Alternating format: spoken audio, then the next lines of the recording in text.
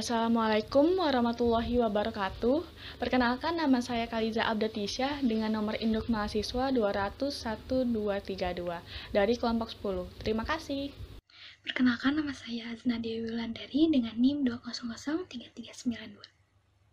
Nama saya Hani Rizdiani dengan NIM 2001185. Definisi tentang Social Studies menurut Edgar Bruce Wesley pada tahun 1937 yaitu ilmu sosial yang disederhanakan untuk tujuan pendidikan. Ini termasuk sejarah, ekonomi, politik, sosiologi, antropologi, psikologi, geografi, dan filsafat yang sebenarnya digunakan dalam studi sekolah dan universitas. Selanjutnya yaitu latar belakang munculnya ilmu pengetahuan sosial di Amerika. Pertama kali ilmu pengetahuan sosial dimasukkan ke dalam kurikulum sekolah pada tahun 1827, sekitar setengah abad setelah revolusi industri abad ke-18 dalam rugby Inggris. Tanda revolusi industri pada abad ke-18 adalah perubahan dari penggunaan tenaga kerja menjadi tenaga mesin. Di Amerika Serikat, latar belakang memasukkan ilmu sosial ke dalam kurikulum sekolah berbeda dengan Inggris Raya. Karena perbedaan ras di Amerika Serikat, pelajaran ilmu pengetahuan sosial dimasukkan ke dalam kurikulum sekolah Amerika. Penduduk Amerika terdiri dari berbagai ras, termasuk ras India primitif, ras kulit putih dari Eropa, dan ras kulit hitam yang berasal dari Afrika untuk dipekerjakan di perkebunan negara. Awalnya, populasi multietnis di Amerika Serikat tidak bermasalah. Setelah Perang Saudara Utara-Selatan atau Perang Budak yang terjadi pada tahun 1861 sampai 1865, Amerika Serikat siap menjadi kekuatan dunia. Rasanya sulit pada saat itu, karena penduduk multietnis merasa sulit untuk menjadi negara. Selain itu, perbedaan sosial ekonomi juga sangat terlihat.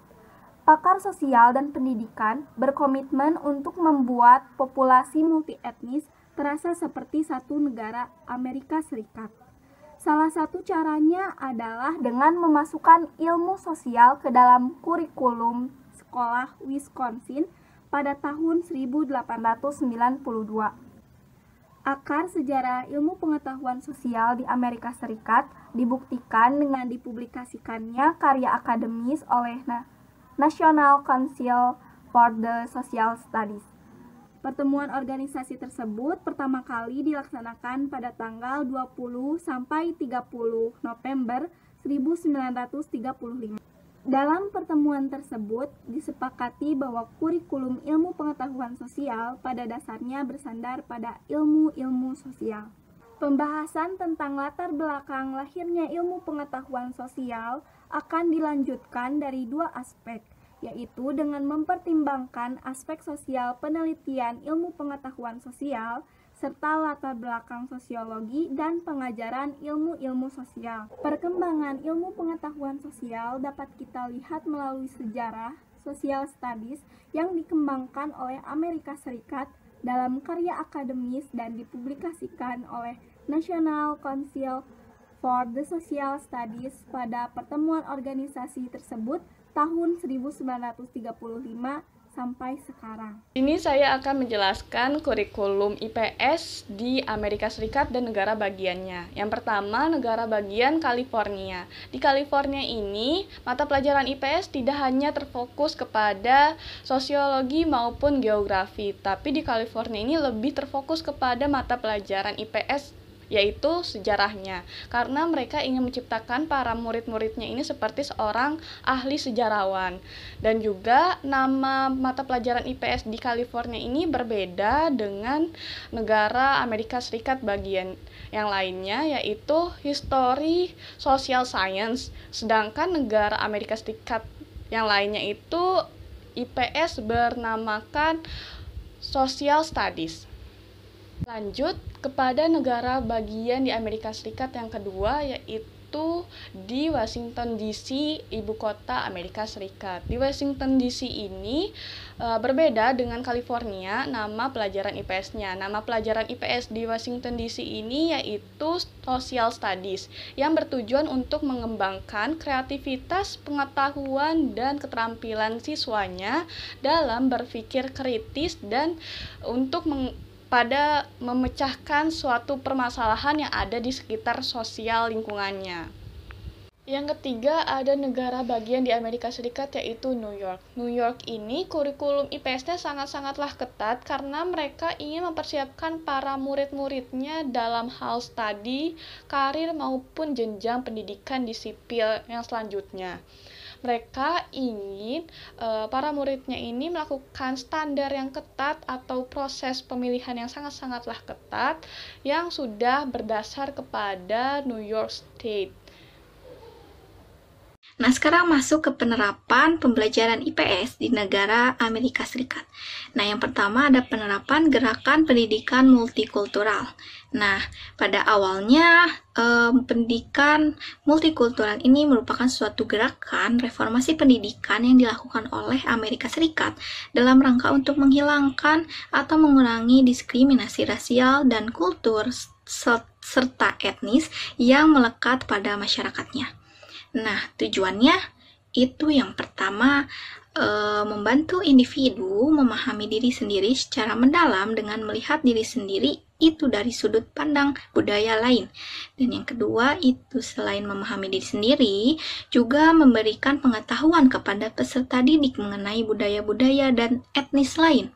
Yang ketiga, itu dapat mengurangi derita dan diskriminasi warna kulit, ras, dan budaya. Yang keempat, membantu para siswa untuk menguasai kemampuan dasar membaca, menulis, dan berhitung. Nah, yang kedua, ada penerapan pendidikan karakter di Amerika.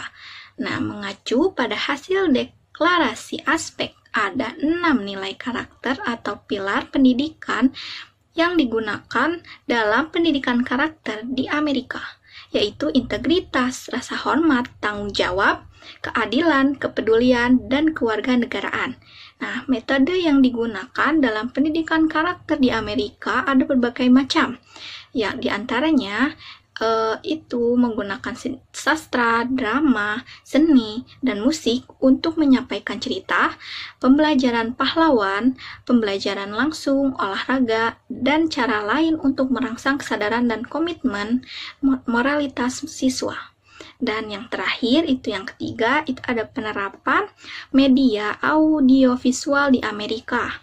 Nah, penerapan media audiovisual untuk pembelajaran IPS telah dilakukan pada tahun 1960-an dengan diproduksinya film-film Hollywood bergenre permasalahan sosial dan sejarah.